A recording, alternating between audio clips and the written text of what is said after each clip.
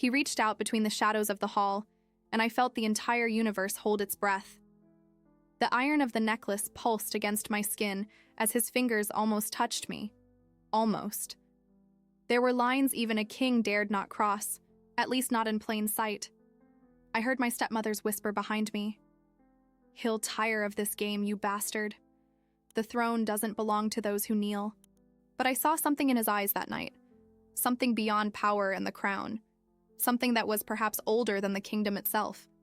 And when his lips parted to utter my true name, the one I didn't even know myself, I knew our fate was sealed. The king had made his choice, and neither of us would emerge unscathed from this story.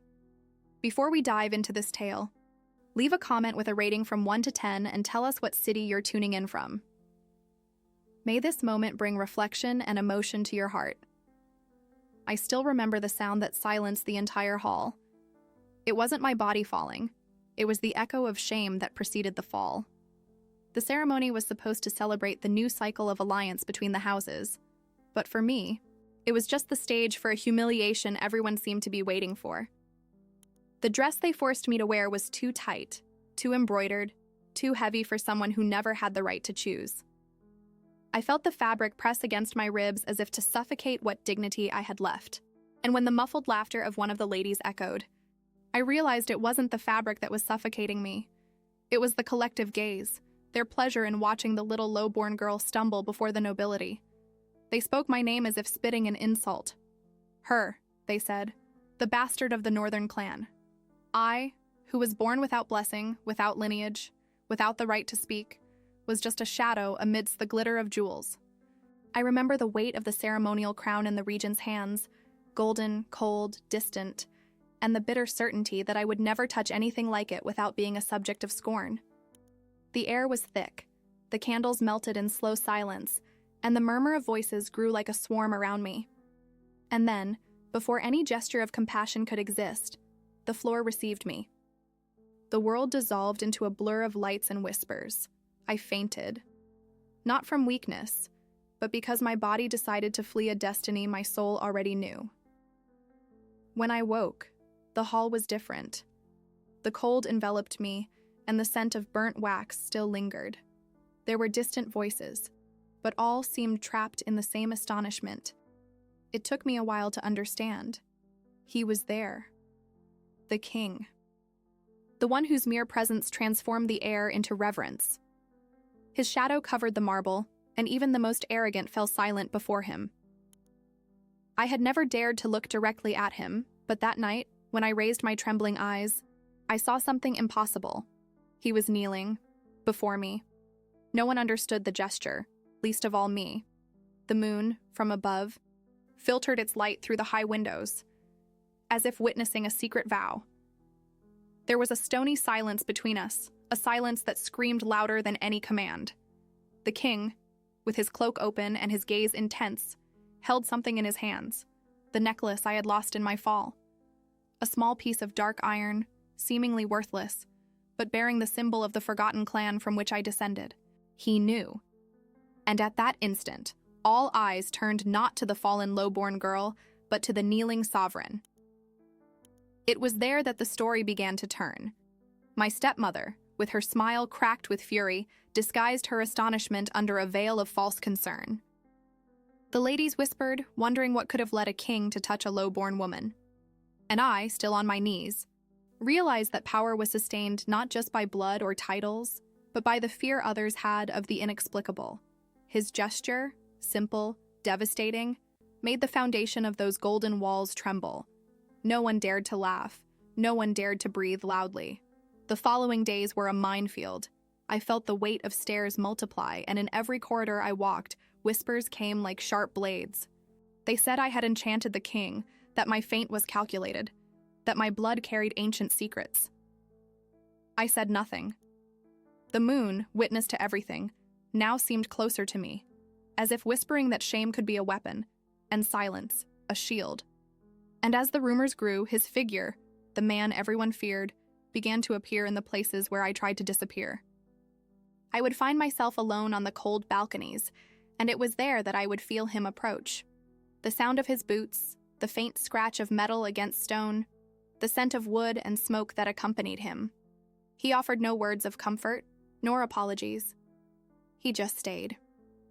He looked at me with that gravity that seemed to pierce through everything, as if trying to decipher something I didn't even understand about myself.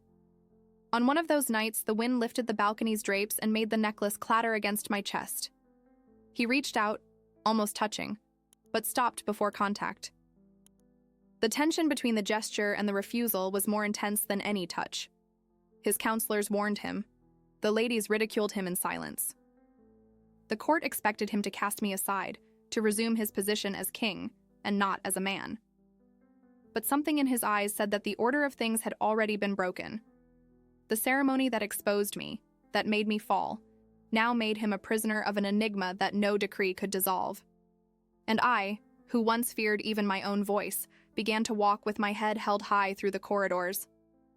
They still speak of the night the low-born girl fainted and the king knelt. Some say it was a whim of the gods, others that it was a passing madness. But I know it was the moon, the same one that saw me fall, the same one that illuminated the iron of the necklace in his hands. The moon heard what no one wanted to hear, the silence of the woman who carries the shame of others, and the power to transform that silence into a promise. Since then, there has been a kind of silent war between us. He with his throne, I with my dignity intact. Neither of us recoils, and both of us know that the next gesture, public, inevitable, will decide the fate of the entire kingdom.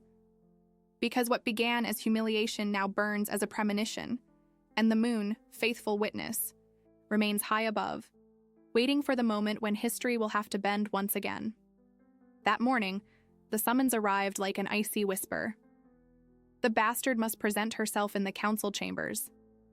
The messenger didn't even look me in the eyes, an ancient custom for anyone addressing a low-born woman of no lineage. As I watched him leave down the stone corridor, I felt the weight of the necklace against my collarbone. Since the night of the ceremony, I hadn't removed it. It was my only inheritance, my only proof. My chambermaid, Elsa, a woman with gray eyes and calloused hands, waited with warm water and a simple dress, but of better fabric than usual. "The lady ordered you to be presentable," she said, wringing the damp cloth. "Not too elegant to cause offense, nor too simple to shame you." Elsa was the only one who hadn't changed her treatment of me after the incident. To her, I remained just the orphan under the reluctant care of my stepmother's household. I let her help me dress, feeling her fingers braid my hair with the same gentleness as always. "Rumors grow every day," she murmured, securing small faux pearls in the braid. "They say the necklace brings a curse. Others, that it's blessed by the moon. And you, Elsa? What do you think?" Her fingers paused for an instant. "I think it's more dangerous to attract a king's gaze than the contempt of 100 nobles." When we finished, I faced my reflection in the polished bronze mirror. I wasn't beautiful like my stepmother's daughters, with their delicate noses and practiced smiles. My face held wild northern features, eyes too wide, skin marked by the sun, lips that always seemed swollen from wine. I touched the iron necklace. At its center, carved into the dark stone, was the symbol of the wolf beneath the crescent moon. The emblem of the clan everyone swore was extinct. The council chambers were in the north wing of the castle, where the cold seemed more alive, more watchful. Every step echoed against the ancient walls, and I felt every gaze that followed me. Some curious, others hostile, all hungry for answers. When I finally reached the double oak doors, I took a deep breath. The guard announced my presence with a voice that carried disdain. "The ward of House Aurelius." Ward, never daughter, never heir. Just to burden my father before dying in the Southern Wars, imposed upon his new wife. Inside the chambers, the air felt even heavier than on the night of the ceremony. 12 counselors arranged in a semicircle, each representing a noble house of the kingdom. At the center, elevated by 3 steps, sat the stone throne where he sat. The king. There was no crown on his head, just a thin silver band across his brow. His eyes, the same stormy gray I remembered, met mine for a brief instant. Then they darted away, as if the sight of me burned him. Beside the throne, the regent, my stepmother, stood like a vigilant shadow. Her black dress with silver embroidery hugged her still elegant body despite the years. Her face, carved in severe lines, revealed no emotion. But I knew those green eyes too well not to see the pleasure she felt at seeing me summoned like this, exposed like an animal to be judged. "Approach," said the oldest of the counselors, Lord Vermeer, with his white beard and almost blind eyes. "Hallen of the North's bastard daughter." I took 3 steps forward. The necklace felt heavier with each movement, as if trying to anchor me to the ground. "Do you know why you were summoned?" Vermeer's hoarse voice asked. "No, my lord." "What do you know about this object you wear around your neck?" Instinctively, my hand went to the necklace. "It was my mother's, my lord. The only thing she left me before she passed." A murmur went through the hall. Lord Vermeer adjusted himself in his seat, the fabric of his tunic rustling against the wood. "And do you know who your mother was?" The question dropped like a stone into a still pond. Never, in all my 18 years, had anyone shown interest in my mother. My father, a mid-ranking commander of House Aurelius, had returned from the north with a child in his arms, and no explanation beyond the lie that his mistress had died in childbirth. His new wife, the current regent, had accepted the humiliation in exchange for prestige. And I grew up being reminded daily of what it meant to be born from a man's mistake.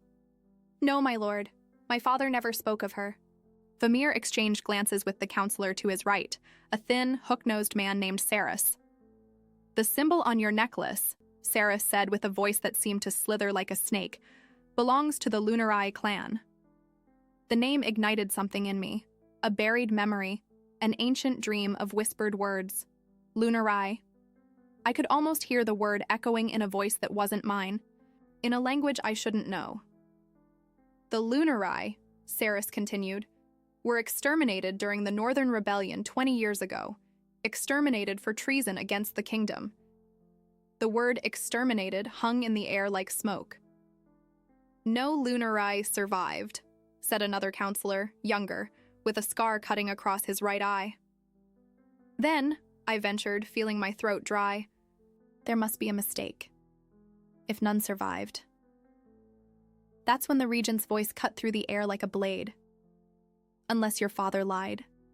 Unless he not only brought a bastard to stain my house, but a traitor." Her eyes gleamed with cruel pleasure. Finally, after years of waiting, she had the perfect weapon to destroy me completely. A child cannot be a traitor. The king's deep voice resonated for the first time, making everyone turn to him. His fingers tapped on the armrest of the throne, the only visible sign of his unease. "A Lunari child carries the blood of treason," the regent insisted. "Everyone knows the clan practiced ancient arts, blood rituals." Another murmur went through the hall, this one more charged with fear. "This council is not here to judge legends and superstitions," the king said, rising. "The Lunari were punished for their rebellion. The matter now is different." He descended the 3 steps, approaching the center of the semicircle where I stood. The scent of sandalwood and cedar that accompanied him reached my nostrils even before he was close. His face, sculpted in precise angles, lacked the typical softness of southern nobility. There was something wild in the contours of his jaw, something that recalled the northern mountains. "I need to know," he said, his eyes fixed on mine, "if you know the meaning of this symbol." I looked at the necklace, at the black stone with silver carvings, the wolf beneath the crescent moon. Something in my chest stirred, as if an invisible thread was being pulled. "No, Your Majesty." It wasn't entirely a lie. I didn't know its meaning, not with words. But I felt it, on full moon nights, when the dream always returned. The same dream of snow and blood and a voice calling a name that wasn't mine. He took another step closer. So close I could have touched his face if I'd reached out. So close I could see the faint scar marking his lower lip. "Hand over the necklace," the regent ordered, also stepping forward. "It's evidence of treason." My hand gripped the necklace tightly. "It's my only inheritance." "Your inheritance is shame," she hissed. "Be grateful you still live under my roof." The king raised a hand, silencing her. For an instant, it seemed he was about to say something. His gaze softened almost imperceptibly. Then, as if remembering where we were, he recovered his mask of sovereignty. "The necklace will remain with its bearer until the council decides what to do," he declared, turning to the counselors. "This meeting is adjourned." There were muffled protests, surprised looks, but no one dared to contradict the king directly. The regent, however, did not hide her displeasure. As everyone began to withdraw, she gripped my arm tightly, her nails digging into my skin. "This is not over," she whispered. "He may be king, but he is not above the ancient laws, and the laws are clear about traitors." When she finally released me, I remained still until the hall was almost empty. Only one figure still stood there, the scarred counselor, observing me with curiosity. "Do you have something to tell me, Lord?" "Corvus," he replied. "Lord Corvus of House Meridian." He took a step forward, his good eye studying my face carefully. "You have her eyes." My heart quickened. "Whose?" A sad smile crossed his lips. "The last Lady Lunari, Lyria, the Lady of Winter Moon." The name sent a jolt down my spine. Lyria. In the depths of my mind, a door opened. "How do you know that?" "I was there," he said simply. "The night Lunari Castle fell. Your father was too." "My father fought against the Lunari?" Corvus gave a dry laugh, almost a sigh. "Is that what they told you?" He shook his head slowly. "Your father didn't fight against the Lunari, child. He fought to save them." Before I could reply, he turned and left, leaving me alone with the echo of his words reverberating through the stone walls. Outside the hall, the sun began to set, and the first moonbeams were already appearing in the sky.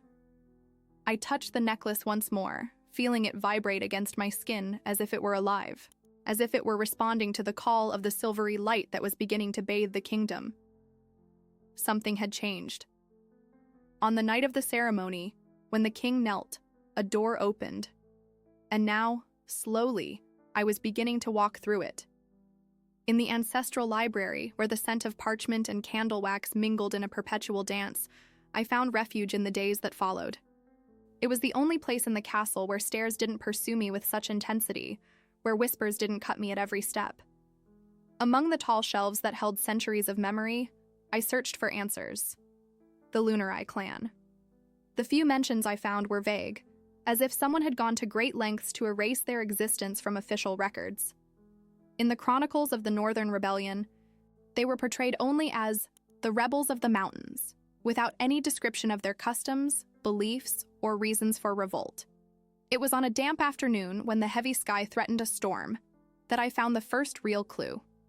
An ancient tome, hidden behind larger volumes, covered by a thin layer of dust that suggested decades of being untouched.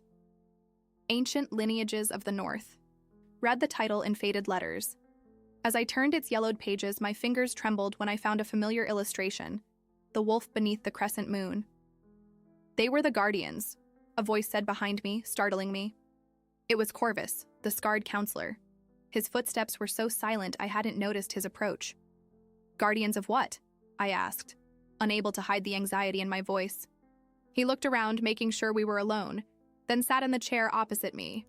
His hands, marked by old scars, touched the book with a reverence I had never seen in anyone at court. "Of the balance," he said in a low voice. "The Lunari were the guardians of the balance between worlds." A shiver ran down my spine. Worlds? This world and the other. The world of the living and the world of spirits. His eyes, one marked by the white scar, fixed on mine. The North has always been the place where the frontier between worlds is thinnest, and the Lunari, with their ancient blood, were the only ones who could cross it. Distant thunder rumbled, as if the sky was responding to his words. "Those are just legends," I murmured. "More to convince myself than to truly believe." Corvus smiled, a sad smile that didn't reach his eyes. "Legends are just truths people prefer to forget." He turned a page in the book, revealing an ancient map of the northern mountains. Lunari Castle stood here, at the highest point, where the air is so thin that common lungs can barely breathe. It is said that on full moon nights, when the portals between worlds opened, the lunar eye could speak with the dead. The image evoked by his words resonated within me with a disturbing familiarity. In my recurring dreams, I was always in a high place, where the wind howled among ancient stones and snow danced under the moonlight. Why are you telling me this? Because you have the right to know. He closed the book carefully. And because one day you will have to choose. Choose what? Between what is safe and what is true. Corvus stood, adjusting his cloak over his shoulders. He was about to leave, but stopped. There's something else you need to know. About your father. My heart raced. Lord Hallen? Hallen was not your father, Corvus said with a certainty that left me breathless. He was a loyal servant of House Lunari, a knight who swore to protect the lineage at all costs.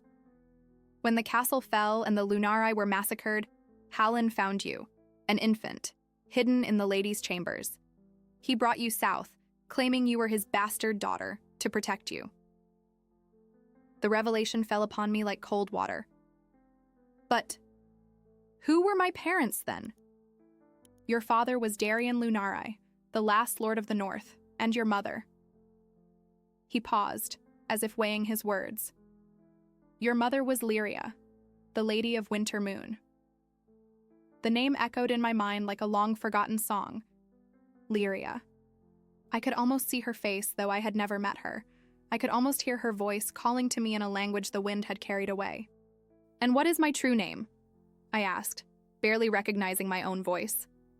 Seraphina, Corvus said. Seraphina Lunari, the last of your lineage. The name dropped like a key into a long-forgotten lock.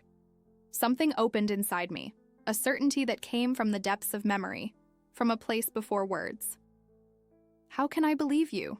I asked, though I already knew the answer in my heart. The necklace, he said, pointing to the piece resting against my chest. It's not just a family symbol. It's the key to the portal between worlds. Only a pure-blooded Lunari can wear it without going mad. The fact that you've carried it all these days without anything happening to you is proof. I touched the necklace, feeling it pulse against my fingers.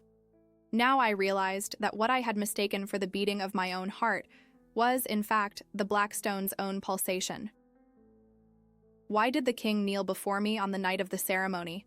I asked, the question that had tormented me since that moment. Corvus looked out the window where the rain was beginning to fall. The current king, Magnus, has many secrets. Some of them, he doesn't even understand himself. But I can tell you one thing. When the Lunari were massacred, he was just a young prince who opposed the massacre but had no power to stop it. His father ordered the execution of my family? No. Corvus shook his head. It was the regent's doing. I felt my blood run cold. My stepmother? She wasn't regent at the time. She was just Lady Alindra of House Aurelius, a woman with ambitions that exceeded all reasonable bounds. His eyes narrowed as he spoke her name. She led the accusation against the Lunari, claiming they practiced dark magic and conspired against the throne. She convinced the old king, a man already sick and paranoid, that the royal family would be cursed as long as the Lunari lived. Now everything made sense. The regent's hatred for me was never just because I was her husband's supposed bastard daughter. It was something deeper, older. It was the fear that the truth would come to light. Why didn't she kill me when Hallen died? I asked. Why keep me alive under her own roof? Because she doesn't know who you really are, Corvus said. She believes you're just the daughter of a northern mistress, perhaps with some distant connection to the Lunari. Hallen never revealed the truth, not even when he was dying. And he hid the necklace, didn't he? You only found it recently. It was true. The necklace had been hidden in a sealed box that I only found months after Hallen's death, when I finally had the courage to open his personal belongings. And now? What happens now? I asked, feeling the weight of the revelation. Corvus looked at the library door, as if fearing to be overheard. Now you need to be more careful than ever. The full moon is approaching, and with it, your powers will fully awaken. The Regent will feel it. She's always had a sixth sense for ancient magic. Powers? I repeated, incredulous. Lunari blood flows in your veins, Seraphina. On the full moon, you will feel the call of your ancestors. He leaned in, lowering his voice even further. And when that happens, seek out the king. Only he can protect you. Why? Why would he protect me? An enigmatic smile crossed Corvus's lips. Because 20 years ago, when Lunari Castle burned in flames and the cries of the innocent filled the night, a young prince made an oath before the body of his dying mother. He didn't need to say anything more. I finally understood the king's gaze on the night of the ceremony. It wasn't curiosity, nor desire, nor compassion. It was recognition. Somehow he knew who I was before I even knew myself. Be careful, Corvus said, stepping away. The walls have ears, and the Regent has spies in every corner. When he disappeared among the shelves, I was left alone with the book and the truth that had just crashed down on me. Outside, the rain fell harder, and the first lightning bolts tore through the sky. In 3 days, it would be a full moon. In 3 days, according to Corvus, my true nature would awaken. In 3 days, the world as I knew it would cease to exist. The rain didn't stop for the next 2 days. It was as if the sky was weeping for an ancient grief, preparing the ground for what was to come. Every drop that hit my bedroom windows seemed to tell a different story, a fragment of the past I had been unaware of until now. Since my conversation with Corvus in the library, I had avoided the castle's common areas. Even Elsa, my loyal chambermaid, noticed my withdrawal. "You're pale," she said on the morning of the second day, as she made my bed, "and you barely touched your food." "I'm not hungry," I replied, looking out the window at the heavy clouds that offered no reprieve. "The rumors grow by the hour," she continued, lowering her voice. "They say the Regent called a private council last night. Only her closest allies." That caught my attention. "About what?" Elsa looked at the door, making sure it was closed. "About you. About the necklace." Instinctively, my hand went to my neck, where the black stone rested. In recent days, I had felt subtle changes in my body. My senses seemed sharper, the smell of rain more intense, colors more vivid, sounds clearer. And there were the dreams, more frequent, more real with each passing night. Dreams where I walked through ancient stone corridors, where voices called me by a name I now knew was mine. Seraphina. "What else did you hear?" I asked Elsa. She approached, sitting on the edge of the bed. "They say she consulted a seer, a woman from the lowlands who reads animal entrails." A shiver ran down my spine. The Regent had always publicly scorned mystic practices, calling them peasant superstitions. If she was now resorting to a seer, it was because her fear had overcome her pride. "And the king?" I asked. "Where is he?" "He left yesterday for the ritual hunt. He only returns tomorrow, on the night of the full moon, for the banquet." The ritual hunt. An ancient tradition marking the transition to the winter solstice. The king and his closest knights spent 2 days in the northern forests, hunting the white stag, a rare animal that, according to legend, only appeared to those of pure heart. "I need to see him as soon as he returns," I murmured, more to myself than to Elsa.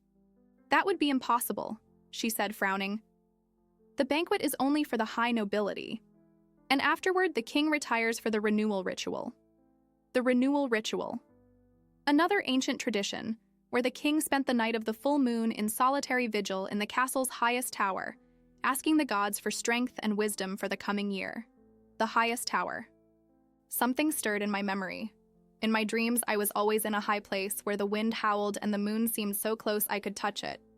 "Elsa," I called, an idea forming in my mind. "Do you know the ways to the North Tower?" Her eyes widened, immediately understanding my intention. "Don't even think about it. It's madness." "I need to speak with him, before the Regent makes her move." "You would be executed just for trying," she warned with genuine concern. "No one can interrupt the renewal ritual. It's sacred." Sacred. The word echoed in my mind. Corvus had said the Lunari were guardians of the frontier between worlds, that on the full moon they could speak with the dead. What if the renewal ritual was more than just tradition? What if it originated from the ancient practices of the Lunari? Elsa, I said, taking her hands in mine. I need you to help me. Her gray eyes studied me for a long time. She had served me since childhood, had dried my tears when the regent was cruel, had taught me to survive in a world that despised me. But what I was asking now went beyond all previous risks. It's about your blood, isn't it? She asked, surprising me. About who you truly are? I hesitated. What do you know about it? A sad smile crossed her lips. I knew your mother, she said, with a simplicity that left me breathless. Lyria was luminous, like the moon herself. My heart pounded. Did you serve the Lunari? Before the fall, yes. I was just a young servant, but I remember the lady. And I remember the night you were born. Her eyes welled up. It was during the last full moon before the massacre, a night of snow and blood. Your birth was celebrated with ancient chants that made the castle stones vibrate. Tears began to stream down my face. Why did you never tell me? I swore to Hallen I would keep silent until the time came. She touched the necklace at my neck, until the moon called to your blood. And you think the time has come? She looked out the window, where the rain continued to fall. The moon will be full tomorrow night. If what they say about Lunari blood is true, you will feel the call. And when that happens, nothing will be able to stop you. I remained silent, absorbing her words. Part of me still fought against the truth, against the destiny unfolding before my eyes. All my life I had been merely the despised bastard, the stain on a noble house's reputation. Now I discovered I was the last of an ancient lineage, guardian of a power I barely understood. Will you help me reach the tower? I asked finally. Elsa hesitated for just an instant. Yes, but we'll need a plan. The regent's guards will be everywhere during the banquet. We spent the afternoon charting every detail. Elsa knew the castle better than anyone. Every secret passage, every forgotten staircase, every door the years had hidden behind tapestries and cabinets. There was a path through the old service chambers, abandoned for decades, that led directly to the base of the North Tower. The guards will only be stationed at the main entrance, she explained, drawing a makeshift map with charcoal. If you follow this way, you can get there unseen. When the plan was laid out and night was falling, Elsa rose to leave. Before she went, she handed me a small fabric bundle. This belonged to your mother, she said. Hallen asked me to keep it until it was safe to give it to you. I unrolled the fabric carefully. Inside was a small dagger with a silver hilt, carved into the metal, the same symbol as my necklace, the wolf beneath the crescent moon. For protection, Elsa said. Your mother wore it hidden in her dress sleeve. You never know when you'll need it. When she left, I was alone with the dagger and the weight of the truth. Outside, the rain was finally beginning to subside. Between the parting clouds, I could see the first glimpse of the crescent moon. Tomorrow, it would be full. Tomorrow, according to Corvus and Elsa, my blood would answer its call. Tomorrow, Serafina Lunari would be reborn. The morning of the full moon dawned with a clear sky and a disturbing silence. The rain had ceased during the night, leaving behind fresh air that carried the scent of wet earth and fallen leaves. When I opened my eyes, I knew immediately that something had changed. My body vibrated with a strange energy, as if every drop of blood in my veins had awakened from a long sleep. I sat up in bed, watching the rising sun draw patterns on the stone floor. The dagger Elsa had given me rested under my pillow, its cold metal against my fingers when I touched it. Today was the day. Today the truth would come to light, for better or for worse. The door opened without warning, and the imposing figure of the regent filled the doorway. Her dark blue, almost black dress contrasted with the paleness of her skin. Her hair, usually styled in an elaborate arrangement, fell loose over her shoulders, a sign that she had come in haste, without concern for appearances. "Get up," she ordered, with a coldness that made the air in the room seem even colder. I obeyed, keeping my face impassive. In recent days, since Corvus's revelation, something had changed in me. The fear I had always felt of the Regent was still there, but now it was accompanied by something else, a strength that grew with each hour, with each heartbeat. "You know what day it is," she said, not as a question, but as an affirmation. "The full moon banquet, my lady." Her green eyes studied me with an intensity that seemed to want to unravel my thoughts. "Don't play the fool. You know very well what I'm talking about." I remained silent, holding her gaze. For the first time in all those years, I didn't avert my eyes, didn't lower my head, and I realized this deeply bothered her. "The king returns from the hunt at noon," she continued, walking around the room, her fingers touching the few belongings I had. "The banquet begins at sunset, and the moon." She turned to me with a smile that didn't reach her eyes. "The moon will be full when the night reaches its peak." "What do you want from me, my lady?" I asked, keeping my voice steady. She approached, her steps silent as a predator's. "I want the necklace." There it was, the real reason for her visit. My fingers instinctively went to my neck, touching the black stone that rested against my skin. "The king ordered me to keep it," I replied, grateful for having that truth to protect me. "The king is far away," she said, her voice now almost a whisper. "And when he returns, we'll have another story to tell." A shiver ran down my spine. What story? A story where a disturbed young woman, obsessed with ancient legends, tried to perform forbidden rituals on the night of the full moon. Her eyes gleamed with calculated cruelty. A story where, unfortunately, the poor creature did not resist the madness that consumed her mind. The threat was clear. She planned my death and would make it look like a suicide or an accident. A common fate for unprotected, familyless, powerless, low-born women. "No one would believe it," I replied, surprising myself with the firmness in my voice. "Everyone will believe it." She laughed, a dry, joyless sound. "Just as they believed when the Lunari were declared traitors, just as they believed when their lands were divided among loyal families. The truth, my dear, is whatever I say it is." Her face was now inches from mine, her breath warm against my cheek. The necklace. Now. Something awakened within me at that moment. It wasn't anger, nor fear. It was something more primitive, more powerful, as if an ancestral voice whispered in my ear, guiding my actions. "No," I said simply. The surprise on her face was momentary, soon replaced by fury. "How dare you?" "It was you," I interrupted, each word coming out with a clarity I had never possessed before. "It was you who ordered the massacre of the Lunari." She recoiled a step, her face paling even further. "You don't know what you're talking about." "I know more than you imagine." I took a step toward her, reversing our dynamic for the first time. "I know you were afraid of them. Afraid of the power you didn't understand, that you couldn't control." "Be careful what you say, child," she warned, her hand instinctively moving to the brooch that fastened her cloak. A brooch that, I now noticed, concealed a small blade. "I am no longer a frightened child, Elindra," I said, using her given name for the first time in my life.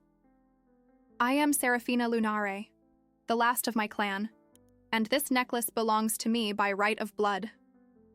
The shock on her face was like lightning cutting through the darkness. She knew. In that instant, she knew I had discovered the truth.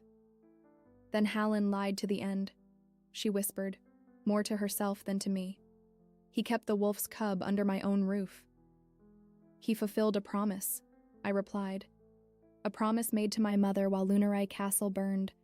A promise that the lineage would survive." The regent backed away to the door, her eyes never leaving mine. There was something new in her gaze now. Not just anger or cruelty, but fear. A genuine fear she no longer tried to hide. "This isn't over," she said. "The full moon will come, and with it, the final judgment. If you truly are a Lunari, you know what that means." And then she was gone, leaving behind only the echo of her footsteps and the veiled threat in her words. I stood motionless for a few moments, feeling my heart beat against my ribs like a caged bird. She was right about one thing. The full moon would bring the final judgment, but she would not be the judge. The rest of the day passed like a feverish dream. Elsa came shortly after, her eyes wide with concern. The regent has summoned her personal guard, she informed me, as she helped me into a simple pale blue dress. 6 men she trusts implicitly, all veterans of the Northern Campaign. Assassins, I murmured. Men who participated in the Lunari massacre. Elsa nodded gravely. They're positioned throughout the castle. 2 of them will stand guard outside your room as soon as the sun sets. The plan would have to be executed before nightfall then, before the regent's guard completely surrounded me. And the king? I asked. Has he returned from the hunt? Yes, an hour ago. He's meeting with the counselors, preparing for the banquet. She hesitated. There are rumors, my lady. They say the hunt was a success. The king found and captured the white stag. A wave of hope washed over me. According to legend, he who captured the white stag would receive the blessing of the ancient gods. A favorable omen, perhaps. A sign that not all was lost. As Elsa left to fetch hot water, I approached the window. The sun began its slow descent toward the horizon. In a few hours, it would be dark, and the full moon would rise in the clear sky. I touched the necklace once more, feeling it vibrate against my fingers with increasing intensity. I am ready, I whispered, to the necklace, to my ancestors, to the moon that still waited to reveal itself. I am ready to remember who I am. And so, with the setting sun painting the sky red like a prelude to what was to come, I began to walk toward my destiny. For better or for worse, Serafina Lunare would awaken tonight, and the kingdom would never be the same. The castle seemed different that afternoon, as if the very stones were aware of what was to come. The corridors, normally bustling with servants and courtiers, were strangely empty. Only solitary guards remained at their posts, their eyes following my movements as I passed. These were not the regent's personal guards. Those, according to Elsa, would only take up position at sunset. These were the castle's regular guards, men who answered to the captain of the guard and, through him, to the king. I walked with purpose, following the path Elsa had taught me. A series of secondary corridors, rarely used staircases, almost forgotten passages that bypassed the main halls. My destination was the old West Wing, abandoned for decades after a fire had destroyed part of its structure. From there, according to Elsa's makeshift map, I could access the catacombs that led to the base of the North Tower. Each step I took felt firmer than the last. The fear was still there, a constant companion, but now it was overcome by something stronger, a certainty, a determination that came from a place beyond reason. The necklace pulsed against my chest, growing hotter as the sun dipped below the horizon. When I reached the door leading to the West Wing, I found it locked, something Elsa hadn't foreseen. My heart skipped a beat. I looked around, desperate for a solution, when a familiar voice sounded behind me. You'll need a key for that door. It was Corvus, the scarred counselor. He emerged from a side corridor, his dark cloak blending with the growing shadows. In his hand, an ancient iron key swung gently. How did you know I would be here? I asked, trying to hide my surprise. A half smile crossed his lips. I know the paths the Lunari walk when the moon calls. He held out the key. And I know what you seek in the North Tower. I hesitated before accepting the key. Why are you helping me, Lord Corvus? What is your interest in this story? His gaze grew distant, as if seeing beyond the stone walls, beyond the present time. I was there, the night Lunari Castle fell. I was young, just a squire in the service of Prince Magnus, now king. I saw what they did to your people. I saw the injustice. And I swore, just as the prince swore, that if there was ever a chance for reparation, I would take it. His words carried the weight of truth. I accepted the key, feeling its cold metal against my palm. The regent knows, I warned. She knows who I am. Yes, he nodded gravely. And that's why we have little time. Her men are already in position. As soon as the sun sets completely, they will come for you. And the king. He is prepared for the renewal ritual. As soon as the banquet ends, he will ascend the North Tower. Corvus leaned closer, lowering his voice. You need to get there before him. You need to be present when the moon reaches its zenith. What will happen then? I asked, uncertainty finally showing in my voice. Corvus touched the necklace at my neck, his fingers barely grazing the black stone. The portal will open, and you will have to choose. Choose what? Between the worlds, he said, his eyes, one marked by the white scar, fixed on mine. Between the past and the future. Between what was lost and what can be recovered. Before I could question further, we heard distant footsteps echoing down the corridor. Corvus gently pushed me toward the door. Go. Follow the path Elsa showed you. I will delay them as long as I can. With trembling hands, I inserted the key into the ancient lock. The door opened with a creak that seemed to reverberate throughout the castle. I looked back one last time, at Corvus and his solemn expression. What should I tell the king when I find him? I asked. The truth, he replied simply. Tell him the truth your blood carries. And then he disappeared down the corridor, leaving me alone with the growing darkness of the West Wing and the weight of the choice that lay ahead. The passage through the catacombs was like a feverish nightmare. Time-worn stone stairs spiraled down into the castle's depths, where the air was thick with the scent of damp earth and moss. Ancient torches, unlit for decades, adorned the walls at regular intervals. Using my mother's dagger, I managed to light one of them with flint stones Elsa had given me, and the trembling flame cast dancing shadows that seemed to have a life of their own.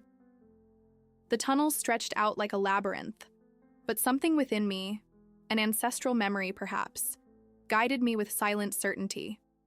To my right and left, niches carved into the rock housed the skeletal remains of past generations, nobles, warriors, servants, all equal in death, all reduced to dust and bones.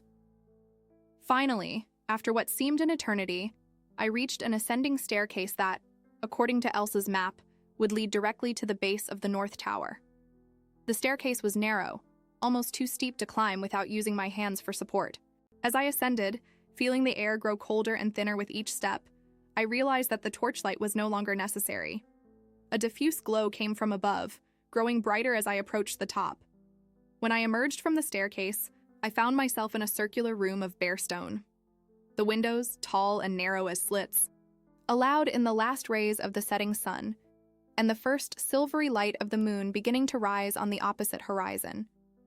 The floor was covered with symbols carved into the stone, forming a complex pattern that stretched from the center to the edges of the room. In the middle, a simple altar of black marble awaited, empty. The altar of renewal. The place where, according to tradition, the king placed his crown on the night of the full moon, asking the gods for strength for the coming year. But now, in light of Corvus's revelations, I knew it was much more than that. It was a portal between worlds, a sacred place for the Lunari, usurped and transformed into a crown ritual after the massacre. I approached the altar, my steps echoing in the empty room. The necklace at my neck pulsed with an almost painful intensity now, responding to the moon's proximity.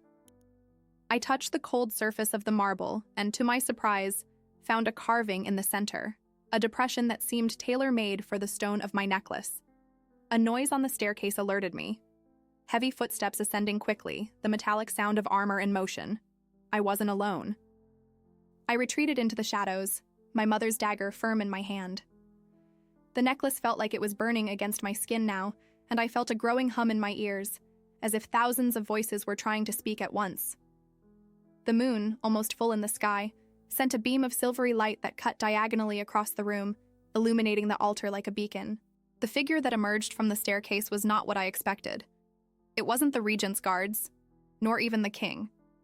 It was Alindra herself, the regent, her hair now styled in an elaborate arrangement adorned with black stones, her dress replaced by a ritual tunic of a red so dark it appeared black under the moonlight.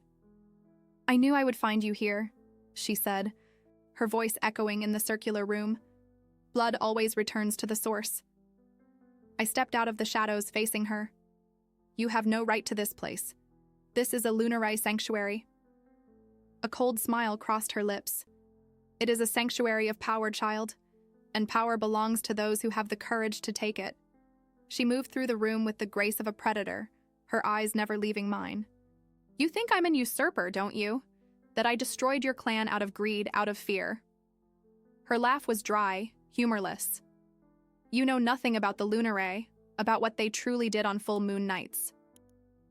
I know more than you imagine, I replied, keeping the dagger hidden within the folds of my dress. Do you know they spoke with the dead? She continued walking, completing a circle around the altar. Do you know they could bring back those who had already passed, not as they were in life, but as shadows, as echoes trapped between worlds? A chill ran down my spine. Corvus had mentioned that the Lunari guarded the frontier between worlds, but this. Your clan played with forces that should not have been disturbed, she continued. And when the old king fell ill, when death approached him, the Lunari offered a pact. They would keep his soul trapped in his body, prevent his natural passing, in exchange for more power, more land. You're lying, I accused, but an insidious doubt began to form in my mind. Why would I lie now when the truth can finally be revealed? Alindra stopped, her green eyes gleaming with an almost supernatural intensity under the moonlight. The Lunari were not massacred out of fear or greed.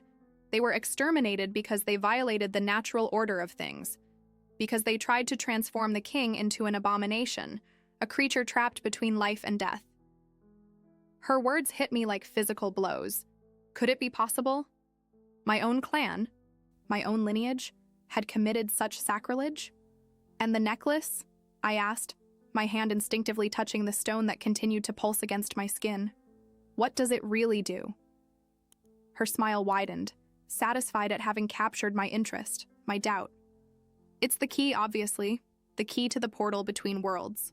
With it, a pure-blooded Lunari can open the passage on the night of the full moon.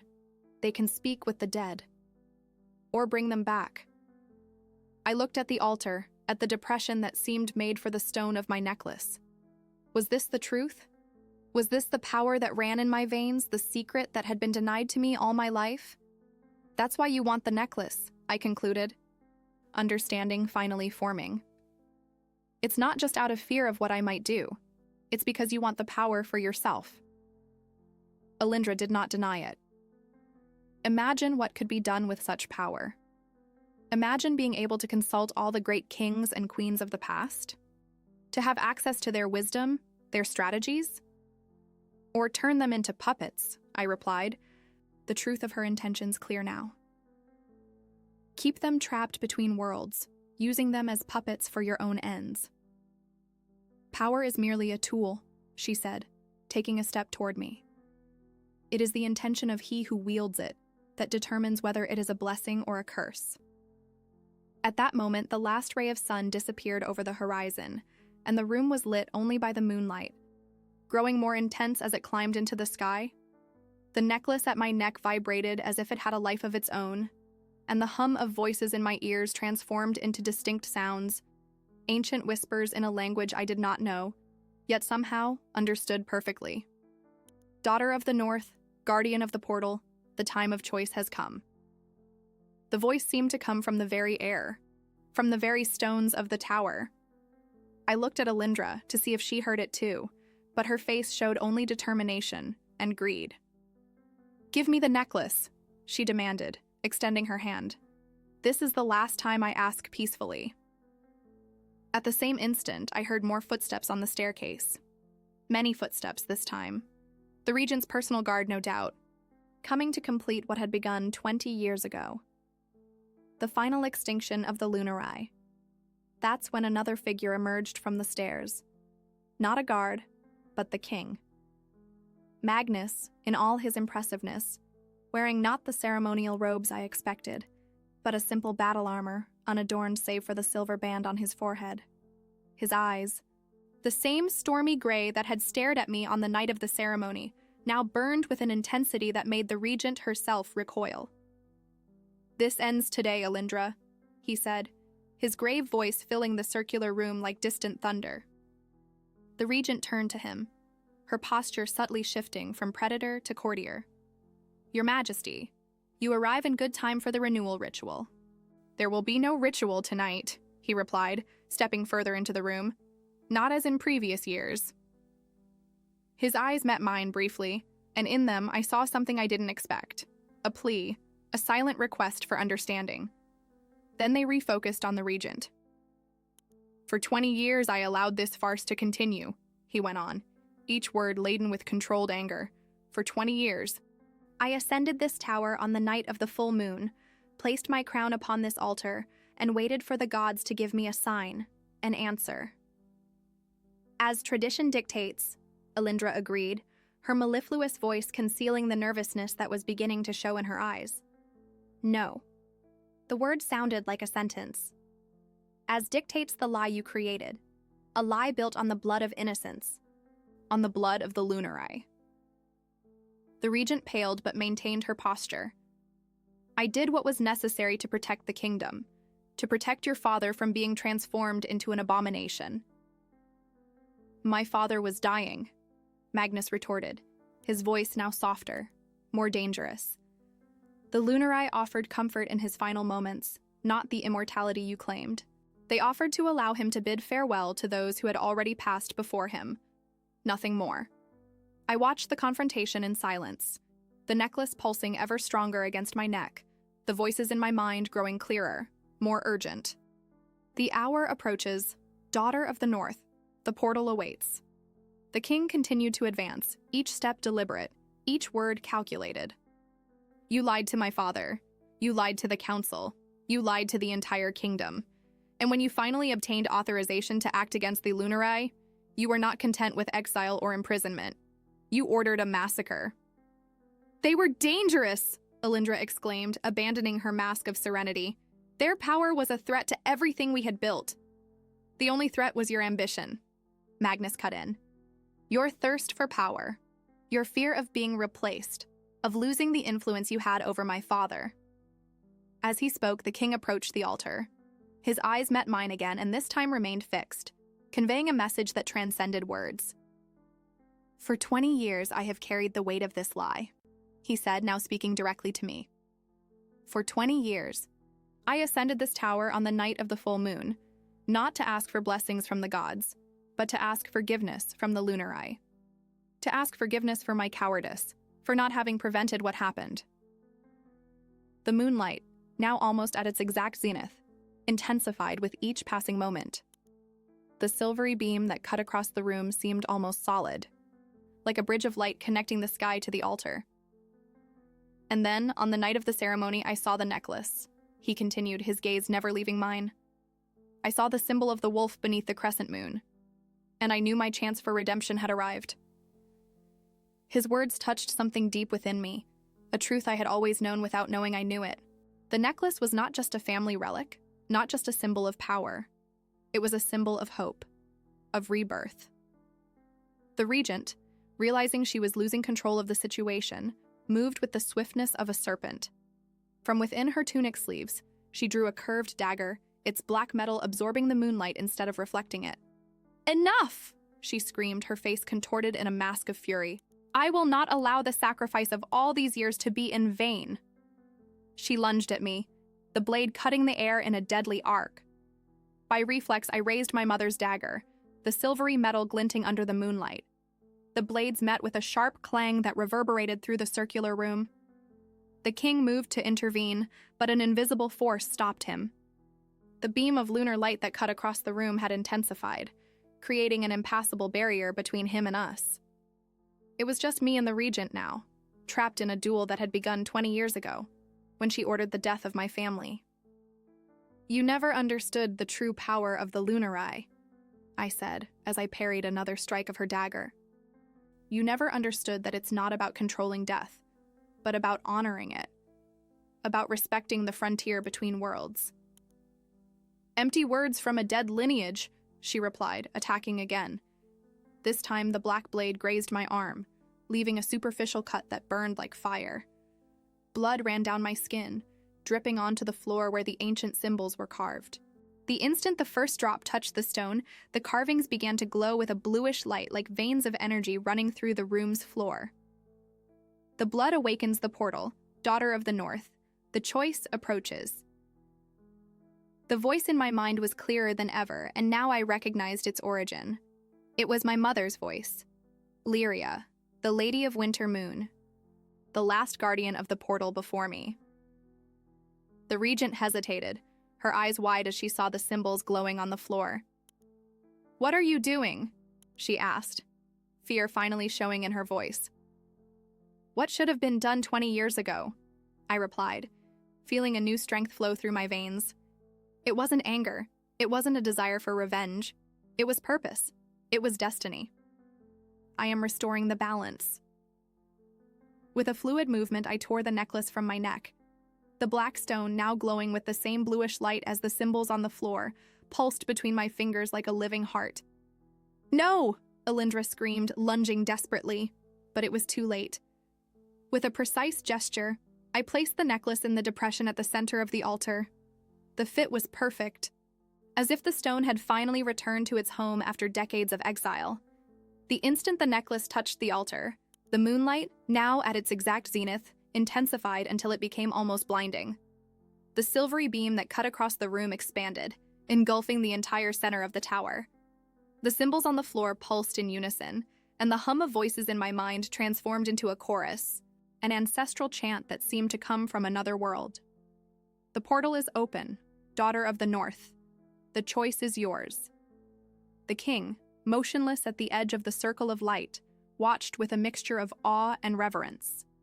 The regent, paralyzed by what she had witnessed, seemed to have aged decades in minutes. The king, now free from the barrier of light, slowly approached the altar. "The Lunari were always wiser than us," he said, his voice hoarse with emotion. "They always knew that some frontiers should not be crossed." I nodded, feeling a peace I had never known before. "But some frontiers can be rebuilt. Some wounds can be healed." I looked at the regent, at Alindra, who now seemed merely an old, tired woman, stripped of her power, of her lies. "What will happen to her?" I asked, not out of vengeance, but for justice. Magnus followed my gaze. "She will answer for her crimes. The massacre of the Lunari will not go unpunished." "And then?" I asked, my hand touching the necklace, now cold and silent once more. "Then," he said, a sad smile crossing his time-worn lips, "we begin to rebuild, to heal what was broken. If you allow me, I would like to help you find the other Lunari. If they truly exist." My mother's words echoed in my mind. "There are more Lunari in the world than you imagine." A promise, a hope that not all was lost. "Yes," I replied, feeling the first ray of genuine hope in my entire life. "Together, we will find them." When we finally descended from the tower, the sky was beginning to lighten with the first rays of dawn. A new day, a new beginning. The weight of the past was still there, the scars still visible, but now there was also possibility. There was a future. Serafina Lunare, the last guardian, had chosen. And her choice was not for vengeance or power, but for life, for balance, for what could be, instead of what had been. And as the rising sun bathed the castle in its golden light, silent promises were made. Promises of redemption, of reconstruction, of rebirth. The king and the low-born woman, united by a destiny neither of them chose, but which both now embraced. The moon had witnessed, history had bent, and the bastard of the northern clan had finally found her true name, her true inheritance, her true purpose. It was no longer a story of fall and humiliation. It was a story of ascent and hope, a story that was just beginning.